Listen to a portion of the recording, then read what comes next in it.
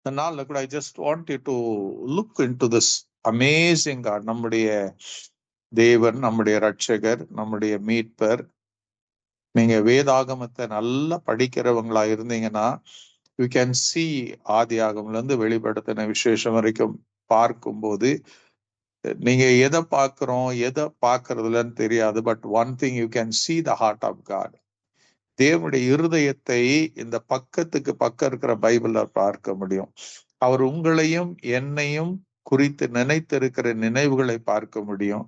அதை அவர் எப்படி எக்ஸிக்யூட் பண்ண போகிறார் என்பதை குறித்து ஒரு தெளிவை நீங்க பார்க்க முடியும். ஆமென். அவர் மறந்து போய் வாழ்ந்தாலும் அவர் எப்படி நம்மை தேடி வருகிறார் என்பதை குறித்து நாம பார்க்க முடியும். நாம அவரை அறியாத இருந்த நாட்கள்ல கூட நம்ம தேடி வந்து அவர் தேடி வந்து நம்ம ரட்சித்ததை நாம பார்க்கிறோம். இவை எல்லாமே எதுவுமே ஒளிவு மறை இல்லாம எல்லாம் இந்த பரிசுத்த வேத ஆகமத்துல இந்த 66 புத்தகத்துல நமக்கு எழுதி கர்த்தர் கொடுத்திருக்கிறார். ஆமென். ஹல்லேலூயா. சோ நம்முடைய தேவன் மாத்திரம், if God is not on our side, நம்முடைய பட்சத்துல தேவன் இல்லைன்னா நம்முடைய வாழ்க்கை இன்னைக்கு இருக்கிறது போல இருக்க முடியாது. ஆமென். God is continuously 24/7. அவர் தூங்காமல் உறங்காமல் நம்மை காக்கிற தேவன் என்று எழுதப்பட்டபடி அவர் நம்மை பார்த்து கொண்டே இருக்கிறாரு. அவர் நம்மை கவனித்து கொண்டே இருக்கிறாரு.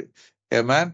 You are not absent from the eyes of God. தேவனுடைய பார்வையிலிருந்தோ தேவனுடைய எண்ணத்திலிருந்தோ ஆப்சென்ட் ஆகாம நீங்க இருக்கிறீங்க. நீங்களும் நானும் வேணா தேவனை நினைக்காமல் இருக்கலாம், அவர்கிட்ட ஜெபிக்காம இருக்கலாம். But God is not that kind of God. அதான் அவர் சொல்றாரு, உன் தாய் உன்னை மறக்கலாம், நான் உன்னை மறக்க மாட்டேன். Amen. That is our God. அவர் நம்ம மறக்கவே முடியாது. He cannot ever forget. அத்தனை அந்த அன்புள்ள தேவன் தான். அவர் நம்ம பார்த்து இஸ் ஆல்வேஸ் பிஹைண்ட் அஸ். நம்ம தொடர்ச்சியாய் நம்ம தொடர்ந்து கொண்டேதான் இருக்கிறாரு. ஆமென். நீங்க இந்த யோவான் எழுதின சுவிசேஷம் 15ஆம் அதிகாரத்துல இந்த 16ஆம் வசனத்துல நீங்க படிக்கும் போது அங்க அன்பு ரட்சகர் ஒரு அழகான வார்த்தை சொல்வார். என்ன சொல்வார்? நீங்கள் என்னை தெரிந்து கொள்ளவில்லை, நான் உங்களை தெரிந்து கொண்டேன். ஹவ் அமேசிங் இல்ல? ஆமென். அப்போ அவர் நம்ம தெரிந்து கொண்டானா ஏதோ திடீர்னு அவர் வரல. He was always there behind us. அவர் நம்ம பின்னாடியே இருந்தார். ஒரு வழி இல்லைன்னா இன்னொரு வழியில தான் யார் என்பதை வெளிப்படுத்தி கொண்டே இருந்தார். ஆமென். ஹல்லேலூயா. யாரோ ஒருடைய சாட்சியின் மூலமாக, யாரோ ஒருடைய வாழ்க்கையின் மூலமாக, ஏதோ ஒரு செய்தியின் மூலமாக he kept on revealing himself. தன்னை அவர் வெளிப்படுத்தி கொண்டே இருந்தார். ஹல்லேலூயா. வெளிப்படுத்தி கொண்டே இருந்தார். அந்த வெளிப்படுத்தல நான் தான்ப்பா உனக்கு வழியா இருக்கிறேன், நான் தான் உன்னுடைய சத்தியம், நான் தான் உன்னுடைய ஜீவனா இருக்கிறேன் என்பதை சுட்டி காட்டிக் கொண்டே இருந்தார். ஹல்லேலூயா. அவர் உங்களை என்னையும் ஏதோ ஒரு நாள் நினைச்சு இன்னொரு நாள் இன்னைக்கு மனுஷரை போல அவர் மறந்து போகிறவர் அல்ல. ஆமென். ஹல்லேலூயா. ஏசாயா 30ஆம் அதிகாரத்துல 21ஆம் வசனத்துல நீங்க படிக்கும் போது இந்த the God who is following us, நீங்க நமக்கு பைபிள் சொல்ல நம்ம சொல்லுவோம் தேவ ஃபாலோ பண்ணு ஆண்டவர் புதிய ஏற்பாடுல இருக்கும் போது என்னை பின்பற்றர்களா இருங்கள் என்று சொல்லி இருப்பார். ஆனா நம்ம பின்பற்றதுக்கு முன்னாடி அவர் நம்மை பின்பற்றி கொண்டு இருக்கிறார் என்பதை மறந்துடாதீங்க. ஆமென். இஃப் காட், தேவன் அன்னைக்கு அவருடைய சீஷர்களை தெரிந்து கொள்ளும் போது, அப்போஸ்தலரை தெரிந்து கொள்ளும் போது அவர்கள் தேடி வரல, இவர்தான் தேடி போனார். He went searching them. Amen. Hallelujah. கடற்கரையில அவங்க படக கரையில விட்டுட்டு அவங்க வலைகளை அலசித்து கொண்டு இருக்கும் போது இயேசு அவர்களை பார்க்கிறார். பேதுருவை பார்க்கிறார், அந்திரேயா பார்க்கிறார், யாக்கோபு பார்க்கிறார், யோவானை பார்க்கிறார், மத்தேயு ஆயத்துறையில பார்க்கிறாரு. இப்படி பலரை பல இடங்களில பார்த்துதான் எனக்கு பின்னே வாருங்கள் என்று, ஃபாலோ மீ என்று சொல்லி அவர் அழைத்து அவர்களை பின்னாடி பயன்படுத்துகிறதை நாம் பார்க்கலாம். Before they coming to God, he came to them. அவர் தேடி வந்தார். ஏசாயா 30ஆம் அதிகாரம் 21ஆம் வசனத்துல கூட நீங்க பார்க்கும்போது இந்த தேடி வருகிற தேவன் என்ன பண்றாராம், நீங்க வலது புறமாய் சாயும் போது, நீங்க இடது புறமாய் சாயும் போதும் வழி இதுவே, இதிலே நடுவுங்கள் என்று உங்களுக்கு பின்னால சொல்லுகும் வார்த்தையை உங்கள் காதுகள் கேட்கும். Your ears shall hear a word behind you saying, this is the way, walk in it. Whenever you turn to the right hand or whenever you turn to the left. This amazing God. Amen. ஏதோ அன்னைக்கு ரட்சிக்கப்பட்ட பிறகு மாத்திரம் அவருக்கு தெரியும். அதனால்தான் அவர் சொன்னாரு, என்னால் அன்றி உங்களால் ஒன்றும் கூடாதுன்னு. Amen. ஒரு நாள் அவர் நம்முடைய தேவன் நம்மோட இல்லைன்னா நம்முடைய வாழ்க்கை அதோகதி ஆயிரும். You cannot live a victorious life without him. அவர் இல்லாம ஒரு நாளும் அவர் ஒரு ஜெயமான ஒரு வாழ்க்கையை நாம் வாழவே முடியாது என்பது அவர் நமக்கு சுட்டி காட்டு இருக்கிறாரு. நீங்க அதே தான் நீங்க ரோமர் 8ஆம் அதிகாரத்துல நீங்க பார்ப்பீங்கன்னா அந்த இடத்துல அங்க என்ன சொல்லப்படுகிறது பாருங்க. ரோமர் 8ஆம் அதிகாரம் நம்ம 36ஆம் வசனத்துல இருந்து நீங்க பாத்தீங்கன்னா, ஹல்லேலூயா, கிறிஸ்துவின் அன்பை விட்டு நம்மை பிரிப்பவன் யாருன்னு ஆரம்பிக்கும். ஹல்லேலூயா. அதோல 37ஆம் வசனம், இவை எல்லாவற்றிலும் நம்மில் அன்பு கூறுகிறவராய் முற்றும் ஜெயம் கொள்ளுகிறவராயிருக்கிறோம். நம்முடைய ஆண்டவர் ஏதோ தூரத்திலிருந்து ஐ லவ் யூன்னு சொல்லுகிறவர் அல்ல. He revealed it on the cross.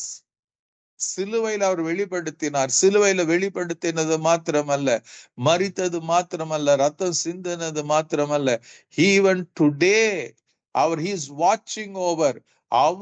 அவருடைய அன்புல நம்ம நம்முடைய அன்பு ஒரு சீசா போல இப்போ ஒரு நாள் மேலையும் ஒரு நாள் கீழே இருக்கும். பட் அவருடைய அன்பு அப்படி இல்லை, ஒரே சீராய் நம்ம மேல அன்பு வச்சிருக்கிறார். அதனாலதான் அவர் சொல்ல, அந்த அன்பை விட்டு நம்ம பிரிப்பவன் யார் பிரிக்க முடியும்? எது பிரிக்க முடியும்? ஹல்லேலூயா. எதுவுமே பிரிக்க முடியாது. அவர் நம்ம மேல வச்சிருக்கிற அன்புக்கு நடுவுல எதுவுமே வர முடியாது. அந்த அன்பு இருக்கிறதுனாலதான் நம்முடைய வாழ்க்கையில எல்லா நேரத்திலையும் எல்லா சூழ்நிலையிலும் நாம ஜெயம் கொள்ளுகிறவர்களாக நாம் இருக்கிறோம். ஹல்லேலூயா. நாம் always you are being on the winning side. இந்த தேவன் தான். ஆமென். ஹல்லேலூயா. அவர் நம்மை தேடி வந்தது மாத்திரமல்ல, என்னைக்கோ ஒரு நாள் தேடி வந்தது மாத்திரமல்ல, he is always there living inside of you. கிறிஸ்து மகிமை நம்பிக்கையாக நமக்குள் இருக்கிறார் என்று, வாசம் பண்ணுகிறார் என்று கொலோசியர் 1:27 சொல்லும். ஆமென். ஹல்லேலூயா. நம்ம இந்த சரீரங்களை தேவனுடைய ஆலயமாய் மாற்றி அவர் நமக்குள்ள வாசம் பண்ணி கொண்டிருக்கிறார் என்று 2 கொரிந்தியர் 6ஆம் அதிகாரம் 16ஆம் வசனத்துல நாம் அதை வாசிக்கலாம். Amen. God is always there with you. அவர் நம்மோடு நமக்குள்ள, இயேசு சொன்னார், சத்திய ஆவியானவராய் அவர் உங்களுக்குள்ள வாசம் பண்ணி கொண்டு இருக்கிறார். என்றென்றைக்கு உங்களோடு கூட இருக்கிறவராய் தேற்றரவாளனாய் அவர் இருந்து கொண்டேதான் இருக்கிறார். So God doesn't discard you. உங்களை அவர் ஒதுக்குறது இல்ல, நாம தான் ஒதுங்கி போகிறவர்களாக இருக்கிறோம். நம்முடைய வாழ்க்கையில ஏற்படுகிற பல காரியங்கள், ஆமென், நமக்கு சில காரியங்கள் நடக்காத போது நம்ம ஆண்டவரை விட்டு விலகுகிறோம். நம்ம தேவனுக்கு விரோதமாய் பாவம் செய்யும் போது அவரை விட்டு விலகி விடுகிறோம். இதெல்லாம் நம்முடைய வாழ்க்கையில நடந்து கொண்டுதான் இருக்கிறது. Yet God, அவர் என்ன சொல்றாருங்க, இந்த தேவன், amen, once you understand, என்னுடைய ஏக்கம், என்னுடைய செபலான தெரியுமா, இந்த தேவனை என்னுடைய ஒரே ஜெபம், சீக்கிரத்துல எல்லாரும் அவரை அறிகிற அறிவுக்குள்ள வந்துடணும்னு எனக்கு ஒரு எண்ணம் இருக்கிறது, ஒரு ஏக்கம் இருக்கிறது. Because once you come into the knowledge of this awesome God, அப்பதான் உங்களுக்கு தெரியும் அவரை படிக்க படிக்க படிக்க, ஹல்லேலூயா, நான் ஒண்ணுத்துக்கு உதவாதவன், என்ன மேல இவ்வளவு அன்பு வச்சிருக்கிறாருங்கிற கேள்வி வரும். ஆமென். Why God you love me? எதுக்கு என்ன இவ்வளவு நேசிக்கிறீங்க? அக்கிரமத்திலும் பாவத்திலும் மரித்தவர்களா இருந்த நம்ம தான் அவர் தேடி வந்து ரட்சித்திருக்கிறார். இவர் என்ன சொல்றாரு, நம்ம அப்படி வேற ஒரு விதத்துல போயிட்டு இருந்தாலும், உபாகம் 4ஆம் அதிகாரம் 29ஆம் வசனத்துல நீங்க பாத்தீங்கன்னா, when we have slipped away, இல்ல விலகி போயிட்டோம், அவரை மறந்து போனோம், திடீரென்று ஞாபகம் வருது. அவர் சொல்றாரு, அப்பொழுது அங்கே இருந்து உன் தேவனாகிய கர்த்தரை If you have been backslidden, ஆண்டவர் சொல்றார், அப்பொழுது அங்கே இருந்து உன் தேவனாகிய கர்த்தரை தேடுவாய், உன் முழு இருதயத்தோடும் உன் முழு ஆத்துமாவோடும் அவரை தேடும் போது அவரை கண்டடைவாய். This is a promise of God. இதுதான் ஆண்டவருடைய வாக்கு தத்துவம். காரணம் என்ன தெரியுமா? He's chasing me after you. உங்களை துரத்தி துரத்தி வருகிற ஒரே நேசமுள்ள தேவன் நம்முடைய தேவன். ஹல்லேலூயா. உங்களுக்காக சிலுவையை தெரிந்து கொண்டவர். ஆமென். அவருக்கு தெரியும் ரத்தம் சிந்ததில் இல்லாமல் பாவ மன்னிப்பில் எழுதப்பட்டு இருக்கிறதே. ஓ, என் சனங்கள் பக்கத்துல நான் இருக்கணும், அவர்களுக்குள்ள இருக்கணும், அவர்களோடு இருக்கணும். there should be a connection உண்டாகணும். அதுக்கு இயேசுவை நம்ம செய்த பாவத்துக்காக, நம்முடைய அக்கிரம செய்கைக்காக Jesus was punished on the cross. அவருடைய ரத்தத்தின் வழியாய் அவர் சமாதானத்தை உண்டு பண்ணி நம்ம ஏற்றுக்கொண்டிருக்கிறாரு. வேதம் சொல்லுகிறது, நமக்கும் அவருக்கும் இனி there is no enmity between you and us and God. நீங்களும் நான் அவருடைய புத்திரர்களா. God has chosen us as his own children. மக்களாக, பிள்ளைகளாக அவர் தெரிந்து வைத்து கொண்டிருக்கிறார். அதனாலதான் ரோமர்ல சொல்லும், ஒன்று nothing can separate us from the love of God. இப்படி ஹல்லேலூயா நம்ம அவரை மறந்து போனாலும், மறந்து போய் திடீர்னு ஞாபகம் வந்து அவர்கிட்ட ஜெபம் பண்ணோம்னா அவர் சொல்றாரு, அங்கே இருந்து உன் தேவனாகிய கர்த்தரை தேடுவார். எங்கங்க? ஆண்டவர் விட்டு போன இடத்துல இருந்து பிரச்சனை வந்து, போராட்டம் வந்து நீ தேடும் போது அவர் சொல்ல, உன் தேவனாகிய கர்த்தரை தேடுவாய், உன் முழு இருதயத்தோடும் உன் ஆத்துமாவோடும் அவரை தேடும் போது அவரை கண்டடைவார். God doesn't say, நீ இதெல்லாம் பண்ணிட்ட, நீ திரும்பி வராதே. நாம மனுஷரா சொல்லிரும், நான் முகத்தை கூட பார்க்க மாட்டேன், நான் செத்தாலும் நீ வரக்கூடாது, நான் இதெல்லாம் நம்ம மனுஷர்கள் சொல்லுவோம். ஆனா அந்த தேவன் எப்படி தெரியுமா? ஆமா, நீ தப்பு பண்ணிட்ட, நீ மனம் திரும்புற, அதனால என்ன நீ கூப்பிட்ட, என்ன நோக்கி கூப்பிட்டுட்ட, உன் இருதயம் முழுக்க என்கிட்ட ஒப்பு கொடுத்து நீ கூப்பிட்டு இருக்கிற. நீ அப்படி கூப்பிடும் போது, உண்மையா நீ திரும்பி அவரை தேடும் போது அவர் சொல்றாரு, என்ன நீ பார்க்க முடியும்பா. I'm the God of second chances. நான் உன்கிட்ட தான் இருக்கிறேன், உன் பக்கத்துல தான் இருக்கிறேன், உன் பட்சத்துல இருக்கிறேன்.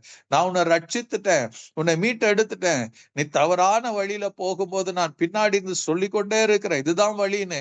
அதை மீறி போகும்போது நீ பல பாடுகள், பல வேதனைகள், பல கஷ்டங்கள் வருகிறது. அந்த இடத்துல இருந்து நீ என்னை கூப்பிடும் போது, நீ கூப்பிடும் போது நான் எப்படி செவி கொடுக்காம இருப்பேன்? நான் உன்னை எப்படி பார்க்காம இருப்பேன்? நான் உனக்கு நிச்சயமா தென்படுவேன் என்று சொன்னவர், அது அடுத்த வசனத்துல பாத்தீங்கன்னா ஏன் அதை செய்யறாரு?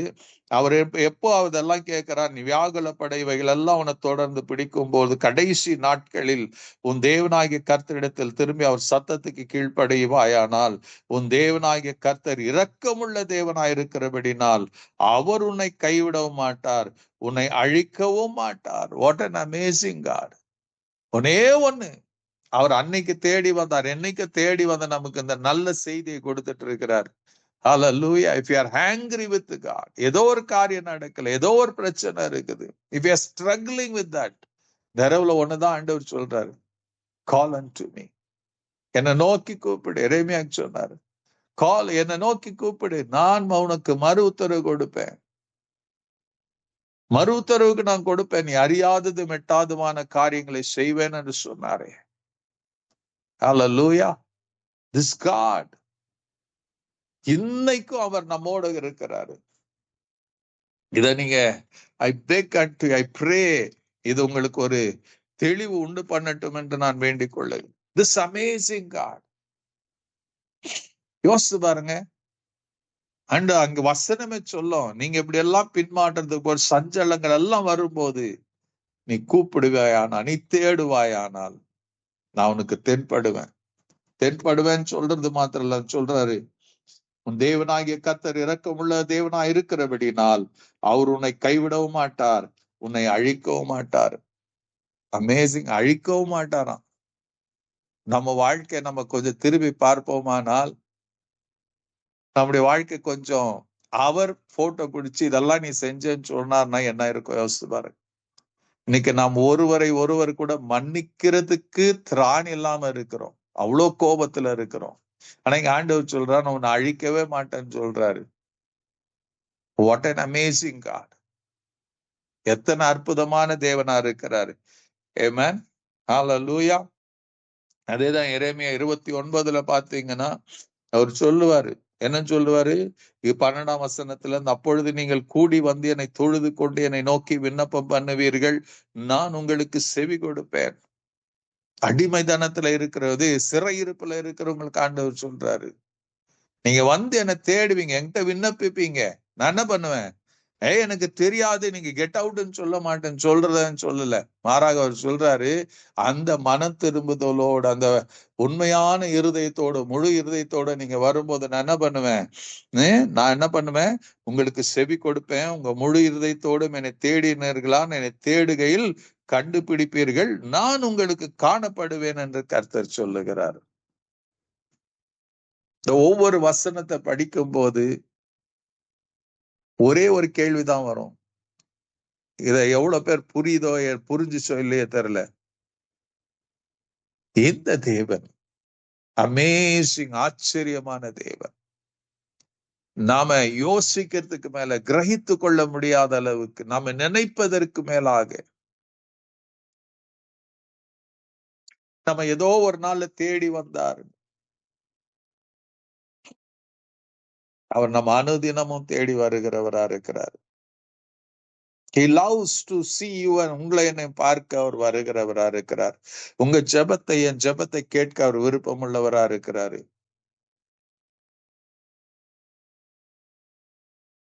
How about இந்த இரவுல ஒரு சவாலா எடுத்து, nothing is happening, இத்தனை நாள் காத்து இருந்து ஒன்னும் நடக்காம இருக்குதா? உங்க ஜெபத்துக்கு பதில் கிடைக்காமது போலவே இருக்கிறதா? பல போராட்டங்கள், பல துக்ககரமான காரியங்கள் உங்க வாழ்க்கையில நடந்திருக்கிறதா? சோர்வு தான் உங்களுக்கு மிச்சமா இருக்கிறதா? ஏன் இது நடக்கிறது என்ற கேள்வியோட நீங்க வாழ்ந்து கொண்டு இருக்கிறீங்களா? Tonight there is hope. Still there is hope. Still God is waiting.